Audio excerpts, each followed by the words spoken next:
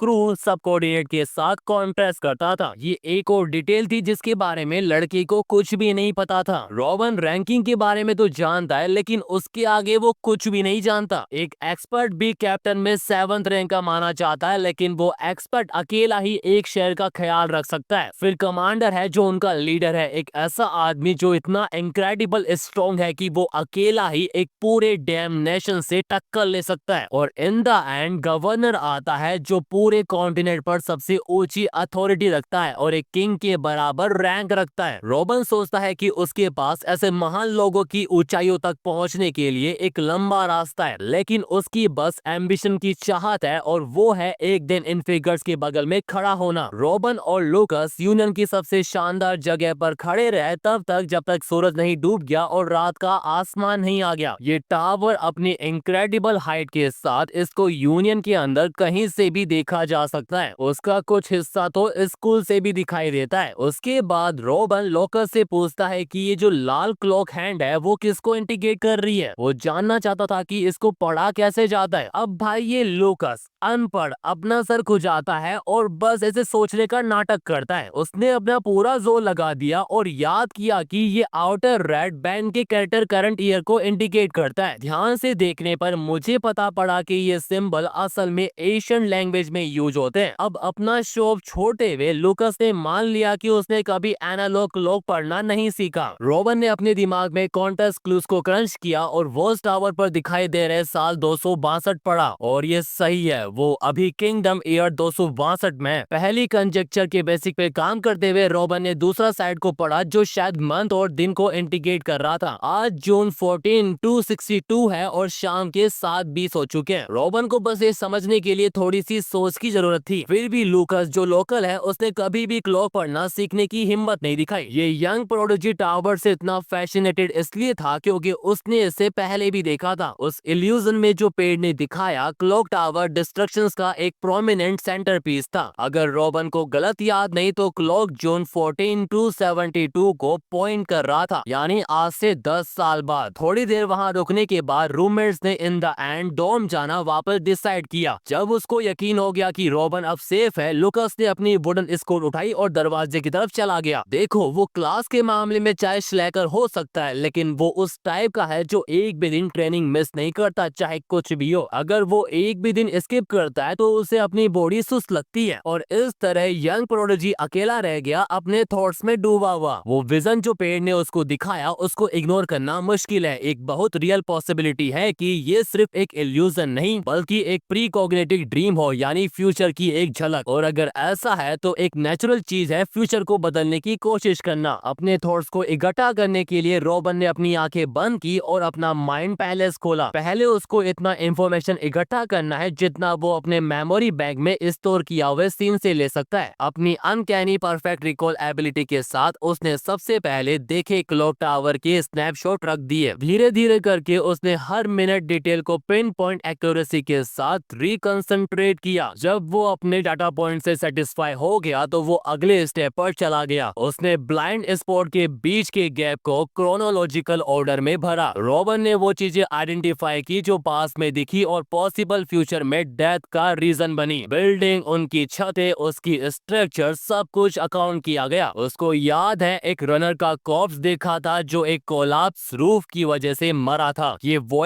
Wonder reality और vision को meticulously overlap करता है, हर एक सीन को ध्यान से सीलता हुआ। जब उसने सब कुछ फिल्टर करके सबसे इम्पोर्टेंट डिटेल तक समेटा, उसने उस भयानक इल्यूजन की याद को खींच लिया। उसने वो सीन रिक्रिएट किया जो उस मिस्टीरियस टी ने उसके साथ शेयर किया था और उन एरियाज को एनहेंस किया जहां वो सुधार कर सकता था। एक पल के लिए उसने उस सैडली सीन को अपने दिमाग में दोबारा चलाने में थोड़ी झिझक दिखाई। अब सोचने पर जमीन पर बिखरे हुए कॉर्प्स उसके नए बने हुए दोस्तों से मिलते जुलते थे। सोफी, लूकस और सीनियर सिएना वहां पर थे। सब बेजान थे, बस थोड़ी सी उम्र बड़ी थी उनकी। ये वैसा फ्यूचर है जिसे वो जीना नहीं चाहता। ये बात उसको समझाती है कि वो कितना कमजोर है और कितना बड़ा फेलियर होगा। अभी के लिए वो जानना चाहता है कि उसने विजन में कौन सा रैंक हासिल किया था। सारी फ्रेगमेंटेड विजन में से सिर्फ एक में उसका फ्यूचर सेल्फ की तस्वीर थी। अपने दिमाग के डाटा के रील्स ब्राउज करने के बाद उसको इन द एंड वो लिंगरिंग सीन मिल गया। डिफॉल्ट एंगल से उसका रैंक बैच उसके साइड प्रोफाइल से बिल्कुल दिखाई नहीं दे रहा था। हार न मानने के लिए रॉबन के एआई ब्रेन ने इमेज का अलग एंगल बदलने का एक तरीका सोचा। इस मेथड के लिए उसको उस बर्निंग यूनियन के शेयर्ड विजन में और गहरा डूबना था। डिटेल कंफर्म करने के बाद रॉबन ने अपना ध्यान अपने फ्यूचर शेल पर दिया। फ्रेम के अंदर से उसको ये रिकंस्ट्रक्ट करना चाहिए कि इस विजन में असल में क्या हुआ था। जब उसने फ्यूचर रॉबन के चेस्ट पर फोकस किया, रैंक बेस देखने के लिए छोटे रॉबन को अपना खून ठंडा होता हुआ फील हुआ। पहले तो देखना मुश्किल था, लेकिन फ्यूचर रॉबन खूनी और पिटा हुआ दिख रहा था। जहां उसका चेस्ट होना चाहिए था वहां एक बड़ा खाली छेद था। ऐसा लगता है कि सिर्फ उसके दोस्त ही नहीं बल्कि रॉबन खुद भी एक मौत मरेगा। उस ट्रूमेंडियस प्रोसेस से गुजरने के बाद छोटे रॉबन ने अपनी कॉन्सिक्यूनेस को उस नाइटमेयर से बाहर खींच लिया। उसने धीरे धीरे अपना दिमाग खोला और अपने थॉट्स के साथ अकेला बैठ गया। उसने सोचा कि क्या ये विजन ट्री की तरफ से कोई वार्निंग थी। यूनियन की मौत का मतलब किंगडम और कॉन्टिनेंट की मौत है, दुनिया का अंत और ह्यूमैनिटी का पूरा एक्सटिंक्शन। जहां तक उसको पता है ये ट्री ब्लैक मैजिक का प्रोडक्ट है जो ह्यूमंस माना से एक्सट्रैक्ट किया गया है। ये उन सैक्रिफिशियल लैम्ब से मोल्डेड है जो जीवन और मौत के प्रेशियस के बीच खड़ा था। सभी भयानक सीन्स के अलावा विजन में एक हुडेड फिगर भी मौजूद था। शायद वो मिस्टीरियस पर्सन पूरी कहानी को समझने की रखता है। रॉबन ने इल्यूजन की वैलिडिटी के बारे में हेल्दी अमाउंट ऑफ स्केप्टिसिज्म बनाए रखा, लेकिन ये इंश्योर करने के लिए कि दिखाया गया सीन ना हो, उसको अपने पास मौजूद थोड़ी सी इंफॉर्मेशन के साथ एक अलग रियलिटी क्रिएट करनी होगी। ऐसा करने का सबसे इफेक्टिव तरीका होगा खुद से शुरुआत करना। ये जानने के लिए कि उसने कौन सी रैंक हासिल की प्रैक्टिकली एक लॉस कॉज है, क्योंकि उसने यूनियन के सिग्नेचर ब्लैक सूट पहना था। शायद मेंबर ना बनने से हिस्ट्री का कोर्स काफी बदल सकता है। शायद वो मैनेजमेंट ब्यूरो में एक ऑफिसर रोल ले सकता है, वो लोग रेड सूट पहनते हैं इन द एंड, या फिर वो अनमैच चीज कर सकता है और विजन के सच होने से पहले जो 10 साल बाद होगा सिर्फ कमांडर के पहने व्हाइट सूट को एम कर सकता है। अगला दिन आया और रूममेट्स कल स्कूल स्किप करने के बाद अपने एकेडमिक पैराशूट के लिए वापस तैयार हुए। लूकस ने रॉबन को याद दिलाया कि प्रोफेसर दाफिनी ने उसको क्लासेस शुरू होने से पहले फैकल्टीज ऑफिस में रुकने को कहा था। उसके बाद लूकस अपने कैंपस की तरफ चला गया। रॉबन सोचता है कि प्रोफेसर दाफिनी उससे प्राइवेट में क्यों मिलना चाहेगी और अपना यूनिफॉर्म पहनने के बाद वो सीधा फैकल्टी ऑफिस में चला गया। वहां दाफिनी ने पोलाइटली उसका हाल चाल पूछा कल के उसके छोटे से हेल्थ स्केयर के बाद। रॉबन ने लूकस से सुना था कि इस तरह के प्रोफेसर ने उसके इंसिडेंट को मेडिकल लीव के लिए प्रोसेस किया था ताकि कोई परेशानी ना हो। प्रोफेसर दाफिनी बस इस बात से परेशान थी कि लड़के ने बहुत सारे इलेक्टिव क्लासेस ले लिए और वो पहले से ही वर्कलोड से डूब रहा है। उसने उसको कुछ एडजस्टमेंट रिकंसिडर करने को कहा, लेकिन वो हर एक क्लास अटेंड करने के अपने फैसले पर टिका था। था। दरअसल वो उन क्लासेस के लिए एक्साइटेड है जहाँ वो अभी तक नहीं गया। प्रोफेसर दाफनी को लगता है कि वो रॉबिन के क्लास के लिए रिस्पॉन्सिबल है, लेकिन रॉबिन उसको अश्योर करता है कि ऐसा इंसिडेंट दोबारा कभी नहीं होगा। एक आखिरी बार उसने उसको याद दिलाया कि अगर उसको कभी उसकी हेल्प चाहिए तो वो उसको रीच आउट करे, और रॉबिन उन्हें अपना सिंसियरली थैंक यू बोलता है। मीटिंग के बाद रॉबिन अपने पहले पीरियड के लिए चला जाता है। आजकल वो माना कल्टीवेशन को उतनी नेचुरली प्रैक्टिस कर सकता है जितना वो सांस लेता है, तो ट्रेनिंग उसके शेड्यूल का ज्यादा हिस्सा नहीं खाती। और इससे भी इम्पोर्टेंट, उसको अपना नया पर्पस मिल गया है। वो अपने दोस्तों को अपने साथ बढ़ाने के लिए गाइड करना चाहता है। जैसे ही रॉबिन रूम में एंटर होता है, उसके क्लासमेट उसको अलग अलग एंगल से देख रहे हैं। उन्होंने सुना था कि उसके साथ क्या हुआ और सब परेशान थे कि कुछ बुरा तो नहीं हो गया। रॉबिन उन सबको थैंक यू कहता है और इससे उसका रिसोल्व और मजबूत हो गया कि उनकी ग्रोथ को स्पीड अप करे। अगर वो सक्सेसफुली उनको पावर के पिनेकल तक खींच सकता है तो वो शायद सरवाइव कर लेंगे। तो रॉबिन ने सबका ध्यान मांगते हुए पूरी क्लास से एक फेवर मांगा। पहले वो कुछ स्टूडेंट्स को बुलाता है और ये वो स्टूडेंट है जो स्पोर्ट्समैनशिप क्लास में बिल्कुल भी इंटरेस्टेड नहीं है। फिर उसने फ्लोरा, सेबेस्टियन, एओना, डेस, सबरीना, वेला और लूकस को बुलाया। ये वो मसल ब्रेन है जिन्होंने कभी एक भी मैजिक लेक्चर अटेंड नहीं किया। सब काफी टच थे कि नया शाइनिंग स्टार ने उनका नाम याद रखा। क्यूरियस होकर सोफी पूछती है कि तुम सडनली क्लासेस के बारे में क्यों पूछ रहे हो। खैर वो बस उम्मीद कर रहा था कि क्लास का हर कोई उसके साथ दोनों कोर्स लेगा। वो असल में थोड़ा परेशान है कि शायद वो उनसे कुछ ज्यादा ही मांग रहा है। हालांकि उसका यूनिक चार्म पहले से ही लड़कियों को कैप्चर कर चुका है और वो इस पॉइंट पर खुशी से वहां जाएगी जहां वो जाना चाहता है। लेकिन लड़के वो थोड़े स्पेक्टिकल थे अपनी प्लेट में और चीजें जोड़ने के बारे में, जब वो ऑलरेडी अपने पसंद के कोर्स चुन चुके थे। रॉबिन उनकी अनविलिंगनेस समझता है, लेकिन वो बस थोड़ी सी पर्सपेक्टिव में चेंज मांग रहा था। इसके बारे में बातें करने के बजाय उसको लगा कि सबको ये दिखाना ज्यादा इफेक्टिव होगा कि उनको अपने हॉरिजन क्यों एक्सपेंड करने चाहिए। वो लूकस की तरफ मुड़ा और उसे बस एक दिन के लिए बेसिक मैजिक स्टडीज करने को कहा। अपनी सिंसियरिटी के साथ रॉबिन अपने क्लासमेट को मनाने में कामयाब हो गया, और भाई उसके जैसा चेहरा देखकर उसको ना कहना मुश्किल लगता है। मैजिक स्टडीज का dean professor Arthur lecture hall में एंटर हुआ और देखा कि आज के सेक्शन के लिए कोई सीट खाली नहीं थी। उसने सुना था कि रॉबिन ने सबको आज मैजिक क्लास लेने के लिए इंकरेज किया था, और ट्रूली आर्थर को एक फुल लेक्चर हॉल देखकर काफी जोश आया। रॉबिन बस सबको दिखाना चाहता था कि मैजिक कोई इतनी दूर और अजीब चीज नहीं है। लड़के को ऑप्टिमिस्ट की तरह मैजिक के बारे में बात करते सुन प्रोफेसर आर्थर को रॉबिन की प्रोसेस के बारे में क्यूरियोसिटी हुई। जब पूछा गया कि उसने क्लास को क्या दिखाने का प्लान बनाया है तो रॉबिन ने प्लेटफॉर्म पर एक पल के लिए आने की परमिशन मांगी। प्रोफेसर हंसा और उसको आगे बुलाया, और यहाँ पर लूकस को नहीं पता कि उसको अपने रूममेट्स की फियरलेसनेस पर क्रिंज करना चाहिए या खुश होना चाहिए। जब रॉबिन स्टेज पर जाने वाला था, लेक्चर हॉल के बाहर एक बात हो रही थी। यूनियन का सबसे बिजी आदमी एक फर्स्ट ईयर क्लास में आया था। इतनी सुबह प्रोफेसर दाफनी को शक था कि इसकी वजह शायद रॉबिन है, और डायरेक्टर लेजरस ने भी माना कि लड़का वजह है। रॉबिन के अलावा स्कूल की ओवरसीइंग भी उसके ब्यूरोस की ड्यूटी का हिस्सा है। दो यूनियन ऑफिसर के अलावा मिस सिएना रनर भी आई थी क्योंकि ये उसका डे ऑफ था। वो शायद ऑफ द कॉल हो, लेकिन वाइस कैप्टन ऑस्कर ने उसको एक टास्क दिया था पूरा करने के लिए। एक हम्बर डार्क इल्फ को भूल जाओ। इससे भी इम्पोर्टेंट ये है कि मिस्टर डियागो अपनी स्पोर्ट्समैनशिप ट्रेनिंग फील्ड से निकलकर एक मैजिक क्लास अटेंड करने आया। उसने सुना था कि उसका फ्रेशमैन स्क्वाडमैन एक आज मैजिक क्लास के लिए एनलिस्ट किया है, तो उसको देखना था कि ये हंगामा है क्या। उसके बगल में खुद प्रिंसिपल था। ये बंदा बस डायरेक्टर लेजरस के साथ आने के लिए टैग अलोंग किया। प्रोफेसर दाफनी ने इस हाईली रैंक और रेस्पेक्टेड यूनियन मेंबर के अजीब कलेक्शन को देखा और उनको याद दिलाया कि वो क्लास में कुछ भी ऐसा ना करे जो क्लास को डिस्टर्ब करे। जैसे ही उसने दरवाजा खोला, दाफनी को एक ब्लजिंग फायर की जलन वाली सेंसेशन ने वेलकम किया। एक क्रिम्सन फ्लेयर हवा में नाच रही थी और रूम के ऑक्सीजन को खा रही थी। फायर के all consuming blast of destruction के कॉन्ट्रास्ट में रॉबिन काफी खतरनाक लग रहा था। इस दौरान प्रोफेसर आर्थर ने बाकी बच्चों को शील्ड करने के लिए एक बैरियर लगा दिया, और जबकि रॉबिन उसको फायर बॉल से वाउस कर रहा था। चाहे कोई स्टूडेंट कितना भी टैलेंटेड हो, फायर बॉल ऐसा स्पेल नहीं है जो रॉबिन की उम्र का कोई भी यूज कर सके। सेफ्टी रीजन से ऐसा बर्निंग स्पेल कंजर्व करना फर्स्ट ईयर के स्टैंडर्ड करिकुलम से बाहर है। वो भी स्टूडेंट एक्सपर्टली कास्ट नहीं कर सकते जब तक वो अपने 5th ईयर में ना पहुंच जाए। तब भी सिर्फ वही जो रियल टैलेंट रखते हैं ये फिट अकम्प्लिश कर सकता है, और अगर अगर ऐसा है तो रोबन ने एक ऐसा स्पेल का क्रश फिगर आउट कैसे कर लिया जिसको उसको अगले 5 सालों तक छूना भी नहीं चाहिए। सब लोग फ्लेम में इतना मेस्मराइज थे कि किसी ने देखा भी नहीं कि गैस आ चुके हैं। प्रिंसिपल बस फायरबॉल को ही देखे जा रहा था, उसने कभी भी ऐसा स्पेल नहीं देखा जो इस लेवल का प्योर, रिफाइंड और एनर्जी वाला हो। ये देखना बिल्कुल साइंस और होली नाइट का मिस लगता है। डियागो भले ही एक स्वॉर्ड मास्टर हो, लेकिन वो भी इस स्पेल की अब नॉर्मल डेंसिटी और स्टेबिलिटी को पहचान सकता है। डायरेक्टर लेजरस तो ये भी कहते हैं कि ऐसी चीज कॉमन सेंस को चैलेंज करती है। ये सच है कि एक फर्स्ट ईयर के स्टूडेंट को ऐसे मैजिक के साथ छेड़खानी नहीं करनी चाहिए, लेकिन टेक्निकली फायरबॉल को ग्रैंड स्कीम में सिंपल स्पेल के अंदर कैटेगराइज किया जाता है। इससे रोबन का वो बॉल हवा में होल्ड करना कोई कम इम्प्रेसिव नहीं हो जाता। लेकिन अजीब बात यह है कि आग एक कंसिस्टेंट साइज और टेम्परेचर होल्ड किए हुए बिना किसी फोल्डरिंग के। लॉजिक ये कहता है कि ये कोई ऑर्डिनरी फायरबॉल नहीं बल्कि एक बिल्कुल अलग तरह का मैजिक है। सिएना ने लड़के के माना के इनक्रेडिबल नेचर सेंस को पहली बार खुद देखा था। एक ऐसा बच्चा जो एक कॉर्पोरेट रिलीफ शेल्टर में बड़ा हुआ ऐसा इतना सुंदर मैजिक यूटिलाइज के काबिल हो सकता है। सिएना लेक्चर हॉल के बीच में नाच रही आंख से मेस्मराइज थी। अपने रेवरी से बाहर निकलते हुए उसने दूसरे फैकल्टी मेंबर्स को रोबन के रीकेट इंसिडेंट की याद दिलाई। वो परेशान है कि शायद लड़का अभी पूरी तरीके से रिकवर नहीं हुआ है, इसलिए उसको ऐसा शोकेस ओवरडू नहीं करना चाहिए। शायद अब किसी को बीच में आकर रोबन को रोकने के लिए कहना चाहिए, लेकिन बड़े लोग इतने सुंदर शो को रोकने के लिए मान नहीं रहे थे और दूसरी साइड रोबन लगातार आंख को फीड कर रहा है।